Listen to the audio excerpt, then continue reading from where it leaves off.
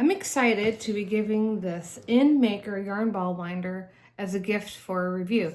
So let's open it and take a look at what it looks like. So inside we have our manual. And here is the winder, nicely packed in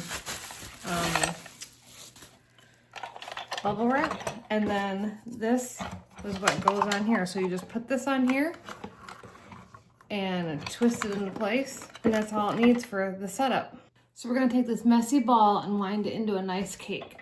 So once it's on your table, there is a wing nut that you just tighten up to get it on your table the way it's, so it's nice and tight. And then we put the yarn through here. I like to pull it, when I start a yarn winder, I like to kind of wrap it before I put it through the little notches here. And then we wind. And then we wind and we kind of hold it out. My ball is on the ground, just rolling around. And we just wind it up.